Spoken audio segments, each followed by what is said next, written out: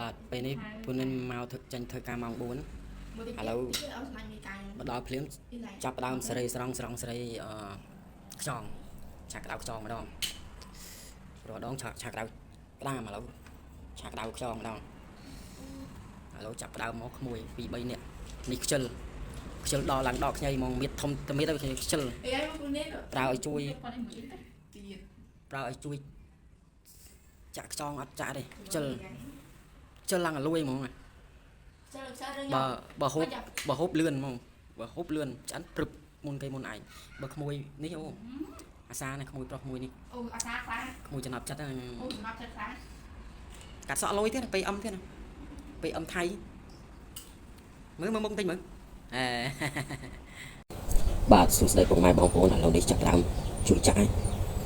ម្ដាយជើងនេះចាប់បានហូបឥឡូវចាក់ហើយចាប់ដើមដំខ្ទឹមគ្រឿងក្រៅយើងវាមានអីទេដូចសពដងអញ្ចឹងមានក្រូចសើចខ្ទឹមដេងស្លឹកគ្រៃបាទឥឡូវនេះចាប់ដើមហាន់ដេងឲ្យពុបប៉បក្រូចសើចផងអីផងស្លឹកគ្រៃផងចាប់ដើមឲ្យពុបប្លប់ហើយនេះដាក់ទេចាប់ដើមរួចរាល់ហើយយើងលាងឲ្យស្អាតសម្អាតពេលខ្យងយើងចាក់ហើយនឹងយើងលាងស្បាច់ទឹកអំបិលវាស្អាតយើងហូបខ្លួនឯងយើងធ្វើស្អាតពេលហូបខ្លួនឯងយើងធ្វើឲ្យគេហូបក៏យើងធ្វើឲ្យស្អាតដែរហើយយើងធ្វើហូបស្អាតវាហូបស្និទ្ធដែរអញ្ចឹងហើយយើងធ្វើស្អាត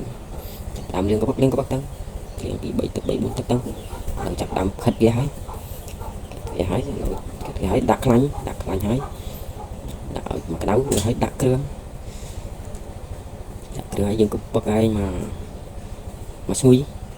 ឲ្យដាក់សាច់ត្រីបន្តិច